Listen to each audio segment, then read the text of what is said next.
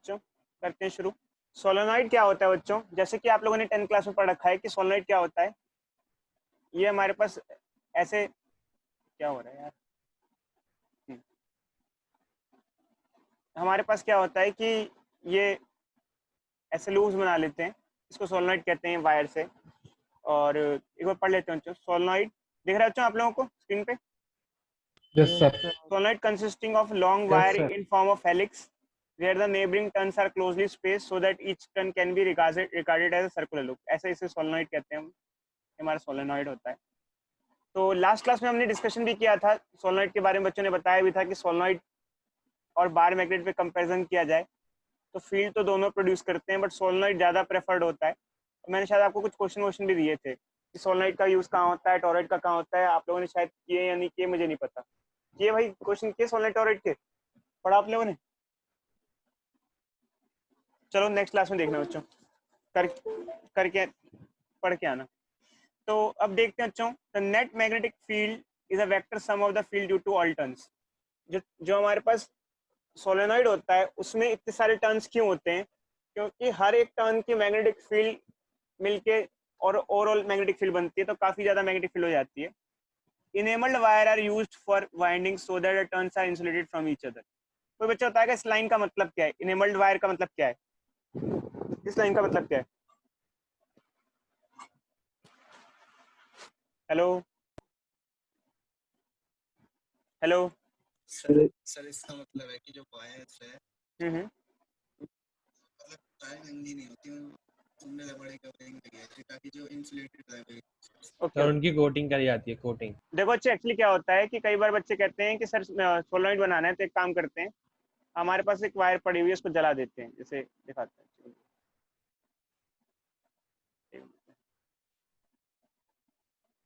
हम्म, हम्म।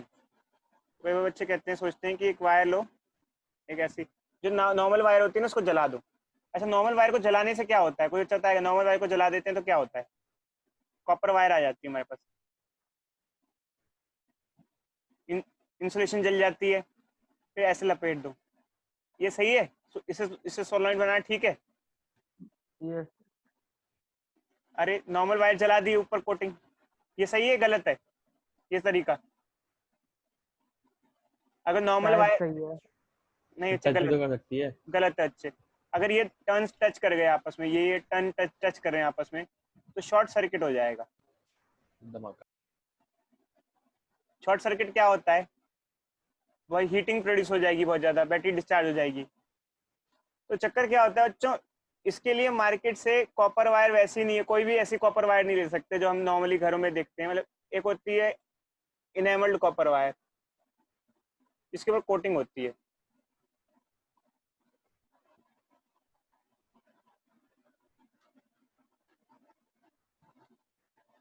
वो मिलती है मार्केट में, इनेमल्ड कॉपर वायर मार्केट से आती है।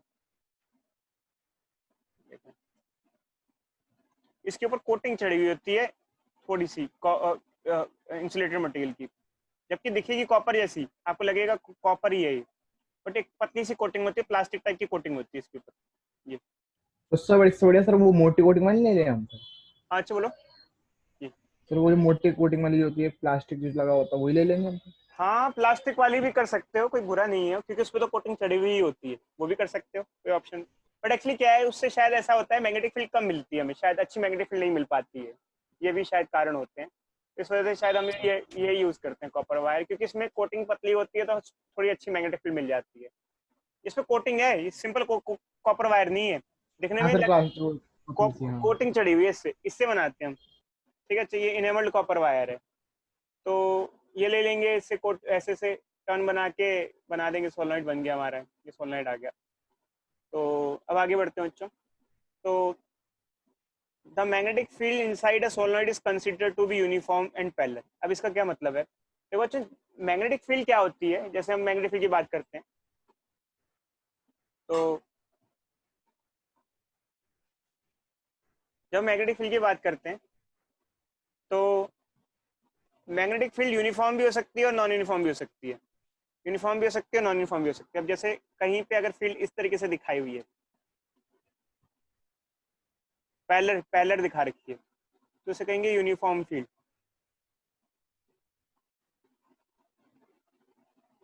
और कहीं पे फील्ड ऐसे दिखा रखी है डाइवर्जिंग और कन्वर्जिंग नेचर की, ऐसे आइदर डाइवर्जिंग और कन्वर्जिंग नेचर।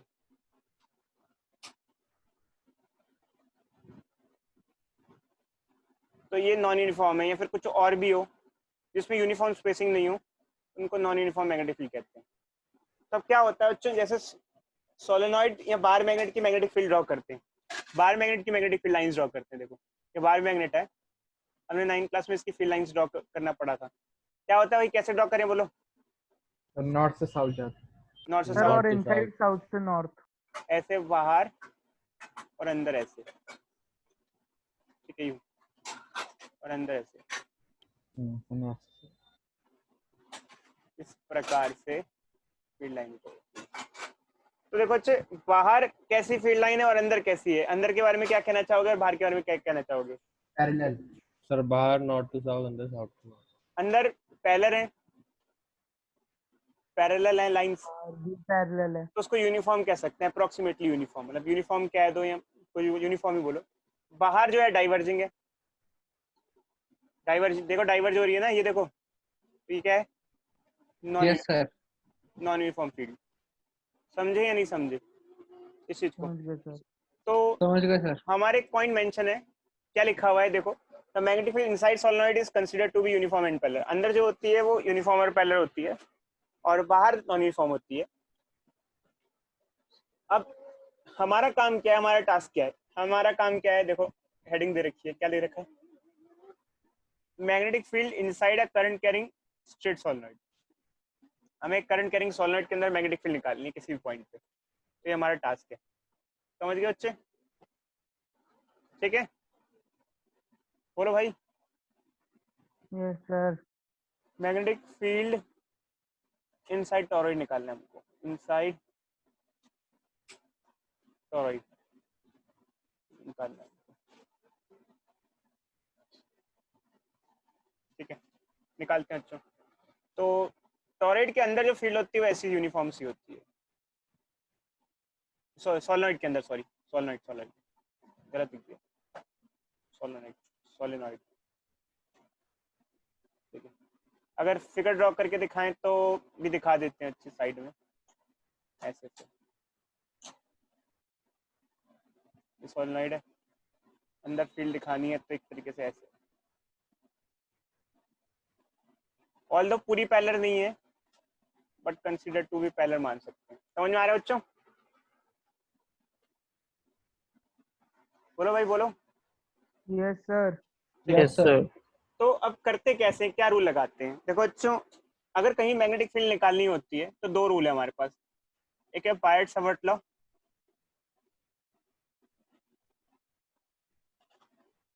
एक है एम्पेयर सर्किट लॉ। खैर मैं एम्पेयर सर्किट लॉ के बारे में क्या बोलूं, क्योंकि चक्कर क्या है, ये मैथमेटिकल है, तो आप लोग इसको बहुत टेम्परेरी बेसिस पे सीख रहे हो। जब कॉलेज में जाओगे बच्चों तो आप लोग डिटेल में सीखोगे इसके बारे में, क्योंकि मैथमेटिकल लॉ है। तो होपफुली अगर आप जो जिस भी ब्रांच में जाते हो उस हिसाब से आगे सीखोगे। तो देखते हैं बच्चों आगे। तो जैसे फील्ड ऐसी ही हमारी फील्ड हो गई, ये मान लो अंदर की फिगर है, अंदर फील्ड जा रही है इस तरीके से। हमको एक एम्पेरियन लूप मानना होता है यहाँ पर, we have to consider an amperian loop. ये हमारा क्या है, ये क्या हमारा है, क्या है हमारा, एक एम्पेरियन लूप माना। अब ये एक एम्पेरियन लूप माना है, यहाँ पर जो एम्पेरियन लूप माना है वो रेक्टेंगुलर नेचर का है, रेक्टेंगुलर नेचर। अब बच्चों क्यों माना, क्या माना, देखो यार अब मैं इसके बारे में कुछ खास नहीं बता सकता, और बताऊंगा चलो खैर क्यों माना, ऐसे क्यों माना, बट सर्कुलर क्यों नहीं माना ये सब मैं बता सकता हूँ। बट एक्चुअली क्या है कि देखो ये मैथमेटिकल लॉ है, तो ये सब तभी समझोगे जब आप और आगे जाओगे। मैं बता रहा हूँ, फिर से आपको रिपीट कर रहा हूँ, क्योंकि ये सब चीजें अभी की फिलहाल इतनी सी है, थोड़ा बहुत समझने की है जस्ट, कि कई सारी क्वेश्चंस हैं यहाँ पर जो जिसका आंसर अभी नहीं दिया जाता है, जो बाद में ही आपको पता चलेगा। तो जैसे एम्पिरियन लूप माना ए बी सी डी, ये एक एम्पिरियन लूप है, तो उसका कुछ हिस्सा बाहर है, मतलब तो सोलेनोइड से बाहर है, सी डी जो पार्ट है वो बाहर है। अगर हम यहाँ लगाएंगे एम्पेयर सर्किट लॉ, जो कि मैथमेटिकल लॉ है, क्या कहता है वो, B dot D L is equal to mu naught I, B dot D L is equal to mu naught I. समझ रहे हो बच्चों? तो अब प्रॉब्लम ये होती है कि यहाँ पे एम्पेरियन लूप के अगर हम बारे में बात करें तो एम्पेरियन लूप के अंदर 4 साइड्स आ रही हैं। 4 साइड्स कौन कौन सी आ रही है, A to B, B to C, C to D और डी टू ए। तो हम हर साइड के लिए अलग अलग लेंगे, B dot D L from A to B, B dot D L from B to C, B dot D L from C to D, B dot DL from D to A is equal to mu naught I। कोई doubt बच्चों? बोलो। No पूरा sir. पूरा loop complete हो गया है। यहाँ से एक जगह से चले और वापस ए से बी, बी से सी, सी से डी, मान लो ऐसे आ गए। ऑल द लूप में कोई डायरेक्शन तो नहीं होती, बट हमने ऐसा मान लिया कि हम यहाँ से लूप हो गया हमारा, वापस यहीं आ गए। और सब मैथमेटिकल है बच्चों, तो इसमें लॉजिक वॉजिक मत ढूंढना। मैं एक हिसाब से तो मैं यही कहूँगा कि एक तरीके से रटने वाली चीज़ है, क्योंकि आपको कुछ बताया सिखाया तो जा नहीं रहा है, सिर्फ बस ऊपर ऊपर से बताया जा रहा है कहानी की तरह। हाँ, इसकी डिटेलिंग कभी आएगी समझ में तो बाद में आपको समझ में आ जाएगा। अभी तो फिलहाल यही है कि ये मान के चलो कि ठीक है, जस्ट कर रहे हो, ऑन स्टडी कर रहे हो जस्ट। तो अब चक्कर क्या है बच्चों कि जब इसको ओपन करते हैं हम लोग, तो ए बी के लिए हम जैसे डॉट प्रोडक्ट ओपन करते हैं, मतलब ये पूरा का पूरा हो गया ए 4 साइड्स के लिए इक्वल टू ए बी के लिए ओपन करते हैं। जब ए बी के लिए ओपन करेंगे तो ये हो जाएगा B D L cos theta. Angle कितना होगा?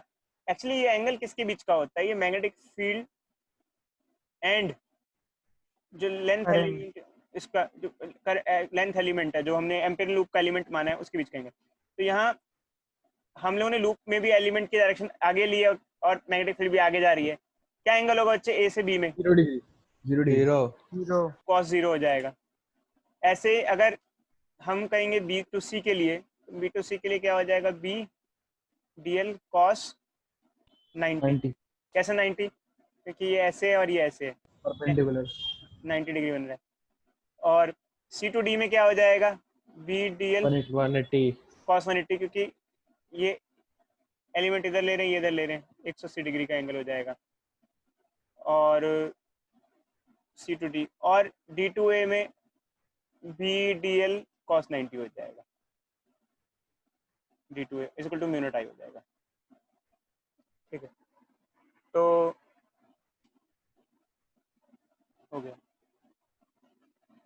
अब क्या होगा बच्चों, एक्चुअली क्या है, जो हमारे एम्पिरिकल लूप माना है, इसकी लेंथ और ब्रेथ ले लेते हैं, उसकी लेंथ को एल मान लेते हैं, ब्रेथ को भी मान लेते हैं। ठीक है, और अब जो नीचे हमने ली है वैल्यूज, उसको थोड़ा देखना चालू करते हैं। कॉस 90 की वैल्यू क्या होती है, कोई बच्चा बताएगा? 0। जीरो। तो ऐसे तो ये 0 हो जाएगा, ये पूरा ही 0 हो जाएगा, क्योंकि cos, और हाँ सर। ऐसे तो ये भी पूरा 0 हो जाएगा, यस सर। और ये भी 0 हो जाएगा। इसका कारण ये नहीं होगा कि एंगल है, क्योंकि यहाँ मैग्नेटिक फील्ड नहीं है, क्योंकि जो सी डी लूप है वो बाहर है, आउटसाइड है, आउटसाइड फील्ड है। ऐसे आउटसाइड ऐसे, अच्छे देखो, आउटसाइड ऐसे ऐसे हमने जो माना है, इसको लूप ऐसे मानना है, ये अंदर यूं माना है। ये जो लूप है वो फील्ड से बाहर पड़ रहा है, ओके सर। फील्ड से नहीं, देखो ऐसे लूप हमने ऐसे मान लिया। अच्छा, एक चीज का ध्यान रखना बच्चों कि अब बच्चे कई बार कहते हैं कि सर बाहर भी तो फील्ड होगी। एक्चुअली क्या, हम इनसाइड फील्ड निकाल रहे हैं, तो उसमें इनसाइड की फील्ड निकाल रहे हैं, तो आउटसाइड की फील्ड से मतलब नहीं है हमें, होगी भी। और दूसरा एक चीज का ध्यान रखना, मैग्नेट की आउटसाइड की फील्ड इनसाइड की फील्ड के कंपेरिजन में काफी वीक होती है, कंपैरेटिवली काफी वीक होती है। ध्यान रखना, ये बहुत ज्यादा फर्क आ जाता है अंदर की फील्ड और बाहर की फील्ड में। अंदर काफी डेंस फील्ड होती है। ठीक है, तो हम लोग यहाँ आ जाते हैं। ठीक है बच्चों, तो अब हम आगे बढ़ते हैं इसको। तो तीन चीजें एक साथ जीरो हो गई, ये तीनों चीजें एक साथ जीरो हो गई, दो तो एंगल के टर्म में और एक ऐसी, ये ए से बी वाला हो जाएगा, क्या आ जाएगा बच्चों, B D L is equal to mu naught I. कोई डाउट, कोई doubt? Hello hello hello. No sir, no no sir. Sir no. अब मैग्नेटिक फील्ड को बाहर ले लेते हैं और D L is equal to mu naught I लिख देते हैं। अब देखो अच्छा चक्कर क्या है कि यहाँ क्या है, मैग्नेटिक फील्ड को बाहर ले लिया, डीएल को इंटीग्रेट किया, तो डीएल मतलब ये जो पूरा है ए से बी तक लेंथ एलिमेंट को इंटीग्रेट कर दिया। ए से बी तक अगर लेंथ एलिमेंट को इंटीग्रेट करेगा तो ए से बी की कंप्लीट लेंथ आ जाएगी। ए से बी की कंप्लीट लेंथ कितनी है, ये लेंथ, ये कितना है, एल के बराबर है।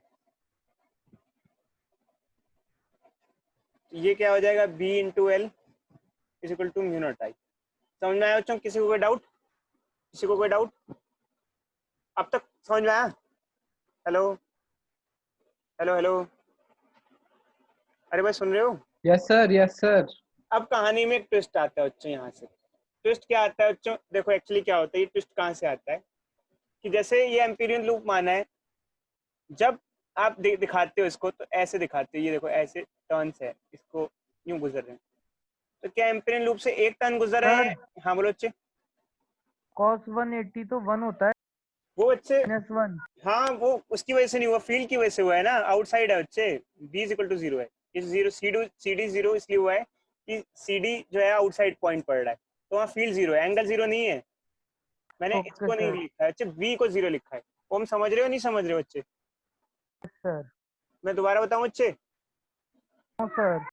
ये वाला और ये वाला एंगल की वजह से, और ये वाला मैग्नेटिक फील्ड की 0 होने की वजह से 0 हो गया, तीनों ही 0 हो गए। तो अब देखो कि चक्कर क्या है कि हमने जो ए बी दिखाया, ए बी हमने दिखाया, उसमें उससे एक लूप क्रॉस करके नहीं जा रहा है, कई सारे लूप उसको बार बार घूम रहे हैं, ये लूप कंटिन्यूसली उससे घूम रहे हैं, ऐसे 1 2 3 4। तो यहाँ पर एक टर्मिनोलॉजी आती है अफेक्टिव करंट की। अफेक्टिव करंट की क्या होती है, इसको हम लोग यहाँ पर आई ई लगा देते हैं, आई ई आई ई आई ई, हर जगह आई ई लगा देते हैं यहाँ पे, आई ई आई ई आई ई। अभी इफेक्टिव करंट का क्या कॉन्सेप्ट आता है, देखो एक्चुअली क्या आता है, ये हमारा आंसर आ गया यहाँ पर। अब कॉन्सेप्ट ये होता है कि मैग्नेटिक फील्ड डिपेंड करती है करंट पे, यहाँ पर जितने ज्यादा लूप होंगे उतनी स्ट्रॉन्ग मैग्नेटिक फील्ड होगी। मैग्नेटिक फील्ड डिपेंड करती है लूप के करंट पे और नंबर ऑफ टर्न्स पे। तो इसके अंदर अभी तक इस फॉर्मूले में कोई ऐसी चीज नहीं है जो नंबर ऑफ टर्न्स को बयां कर पाए, मतलब उसके बारे में इंफॉर्मेशन दे पाए। तो एक चीज बहुत इंपॉर्टेंट होती है, जैसे कि हमने कोई एक लूप लिया है, एक हमने कोई एक ऐसा ड्रॉ किया है, ठीक है, ऐसा हमने लूप लिया है और हमारा सोलेनॉइड ऐसा है, ऐसा हमारा सोलेनॉइड है। तो फील्ड अपने आप ज्यादा तब होगी जब इससे ज्यादा टर्न्स ऐसे क्रॉस करे होंगे, ऐसे जितने ज्यादा टर्न ऐसे इसको टर्न करते हुए जाएंगे, यहाँ से 1 2 3 4 जितने ज्यादा टर्न्स होंगे इसको इसके ऊपर से वो जाएंगे, फील्ड उस पर डिपेंड करती है, क्योंकि जितने ज्यादा टर्न्स होंगे फील्ड उतनी होगी। तो यहाँ एक फैक्टर जोड़ देते हैं बच्चों इफेक्टिव करंट का। एक्चुअली ऐसा कोई फैक्टर होता नहीं है, बट हम लोग क्या करते हैं, इसको हम लोग इफेक्टिव करंट को एन आई लिख देते हैं, करंट को एन टाइम्स लिख देते हैं। अब ये कॉन्सेप्ट ये आता है, बच्चों पूछते हैं कि सर करंट तो एन टाइम्स हुआ नहीं, आपने करंट को एन टाइम्स क्यों कर दिया? पता नहीं बच्चे मैथमेटिकली क्यों जोड़ा गया है। सिर्फ कहने का मतलब ये होता है कि ज्यादा नंबर ऑफ टर्न्स होंगे तो ज्यादा फील्ड होगी, मतलब तो सिर्फ ये दिखाने के, जैसे अगर हम यहाँ पुट कर देते हैं इसको, ये म्यू नॉट ये एन आई हो जाता है, तो उससे एक प्रोपोर्शनलिटी आ जाती है, किस किस के बीच की, इससे एक प्रोपोर्शनलिटी आ जाती है मैग्नेटिक फील्ड और नंबर ऑफ टर्न्स के बीच की, उसके लिए एन लगा देते हैं। जबकि करंट एन टाइम्स नहीं हो रहा, मतलब एन आई का कोई लॉजिक नहीं है, एन आई अपने में कोई लॉजिक कंटेन नहीं करता है, इफेक्टिव करंट का कोई अपना कोई कॉन्सेप्ट नहीं है। बस ये है कि जितने ज्यादा टर्न्स इसको क्रॉस करते हुए जाएंगे उतनी ही स्ट्रॉन्ग मैग्नेटिक फील्ड यहाँ है, इसका मतलब एग्जिस्टेंस उसकी है। ये समझे या नहीं समझे बच्चों, बोलो। समझ गए सर। मतलब आप बता देना। कुछ हद तक ऐसा ही है बच्चों, सिर्फ कहानी की तरह है, इसमें कोई लॉजिक वॉजिक मुझे तो नहीं दिखता है, सही बताऊं तो बच्चों, क्योंकि हायर मैथमेटिक्स में इसके लॉजिक्स आते हैं जब आगे हायर मैथमेटिक्स पढ़ते हैं, कॉलेज में हायर मैथमेटिक्स पढ़ोगे, फिर फिजिक्स पढ़ोगे, हायर फिजिक्स पढ़ोगे तो समझ में आएगा इसका लॉजिक। बट फिलहाल के दौर पे इसका कोई लॉजिक वॉजिक नहीं है, सब कहानी की तरह चले ही जा रहा है, चले ही जा रहा है। खासकर बायट सवर्ट लॉ तो फिर भी चल रहा था, एम्पेयर सेकेंड लॉ तो पूरी कहानी की तरह चल रहा है, सिर्फ एक तरीके से रट्टा मारने का ही टॉपिक है। हाँ अच्छे, दोबारा बता देते हैं अच्छे। यहाँ पर हमने आई ई लिखा, आई एक तरीके से इफेक्टिव करंट है। अब इफेक्टिव करंट कुछ नहीं होता बच्चे, एक्चुअली क्या होता है कि जैसे मान लो कि अब ये जो कॉइल है, ये जो हमारा लेंथ है, इससे कितने टर्न्स क्रॉस करके जा रहे हैं, इसके आसपास से कितने टर्न जा रहे हैं, 1 टर्न, 2 टर्न, 3 टर्न, मान लो 4 टर्न जा रहे हैं। तो अगर 1 टर्न क्रॉस कर उसके ऊपर से जाता तो फील्ड कम होती, और ज्यादा टर्न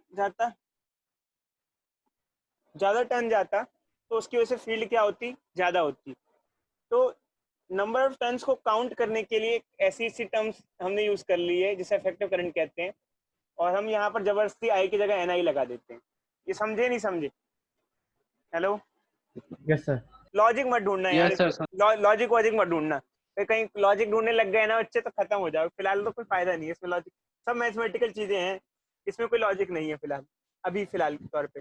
मैथमेटिकल चीजें वो होती हैं जो आपको सिर्फ रटाई मतलब बता दी जाती हैं कि ये फॉर्मूला ऐसा होता है, ऑल दो उसका लॉजिक जब समझाया जाएगा तब आपको समझ में आएगा। जैसे हम कई बार कहते हैं a+b का होल स्क्वायर क्या होता है, तो हमने रट लिया था, पर बाद में वो आप समझते हो। देखो ये a है, ये b है,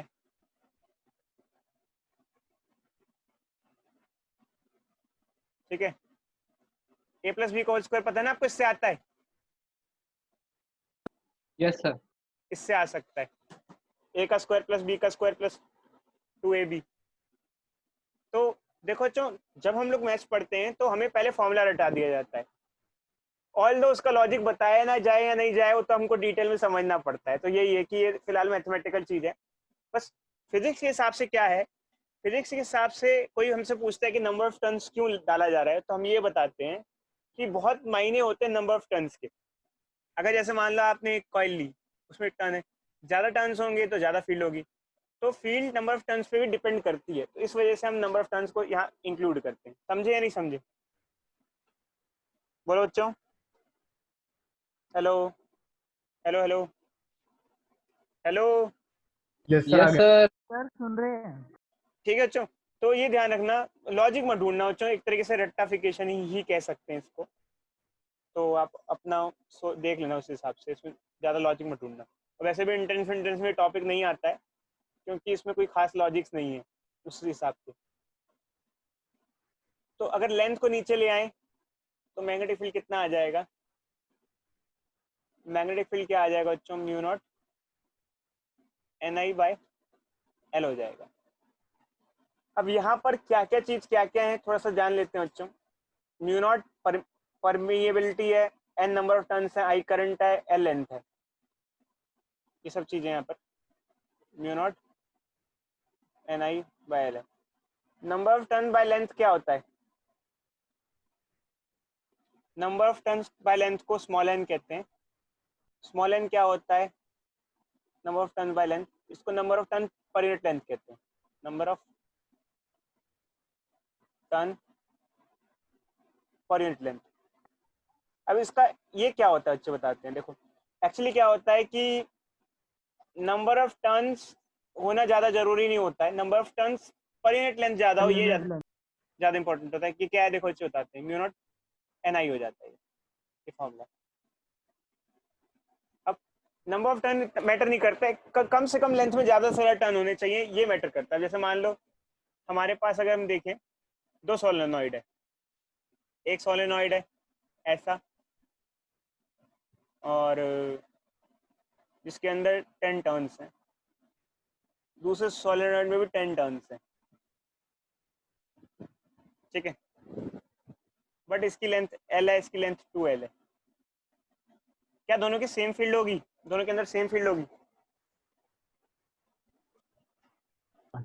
नो सर, क्यों नहीं No, होगी? sir. क्यों क्यों?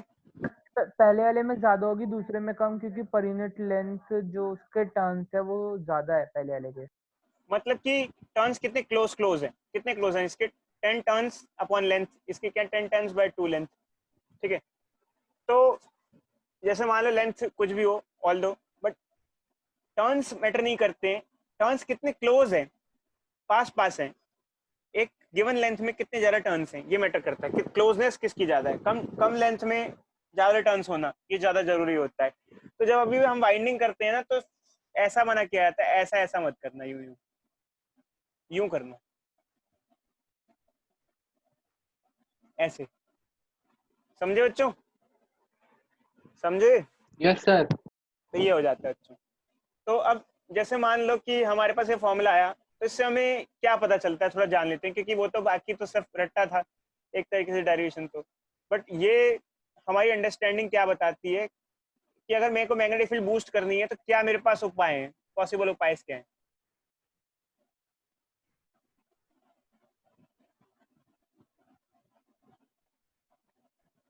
क्या है पॉसिबल, ये क्या पॉसिबल क्या है कि अगर मैं क्या क्या पॉसिबिलिटीज है मेरे पास, मेरे को अगर नंबर मैग्नेटिक फील्ड बूस्ट करनी है कैसे करूं मैं, बताओ कोई उपाय आप लोगों के पास बच्चों?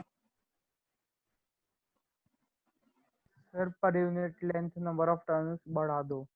मतलब number of turns per unit length बढ़ा दो, मतलब कम लेंथ में ही ज्यादा टर्न्स कर दो, ठीक है। और यस सर। करंट बढ़ा दो, करंट। करंट कैसे बढ़ा सकते हैं बच्चे, कोई उपाय, क्या उपाय है बताओ? तब ज्यादा वोल्ट की बैटरी लगा के। शाबाश बच्चे। अब देखो कॉइल मान लो वही है, अब हायर वोल्टेज की बैटरी लगा दोगे क्योंकि V इक्वल टू क्या होता है, IR होता है, तो ज्यादा वोल्टेज की बैटरी लगाओगे तो करंट भी बढ़ जाएगा। और कोई उपाय बच्चों? दो उपाय तो आ गए मेरे पास, कोई और उपाय बोलो भाई, बोलो बोलो भाई बोलो। एक उपाय होता है इसके अंदर सॉफ्ट आयरन की नेल इंसर्ट करके, आयरन नेल इंसर्ट करके, ये आपने पढ़ा होगा अपने 10th क्लास में, इसमें इंसर्ट कर दी। क्या क्या क्या फर्क पड़ेगा बच्चे, क्यों फर्क पड़ेगा, कोई बच्चा बता सकता है? अगर मान लो सोलनॉइड के अंदर मैंने कुछ इंसर्ट कर दिया, कील इंसर्ट कर दी, तो क्यों फायदा होगा, क्या होगा?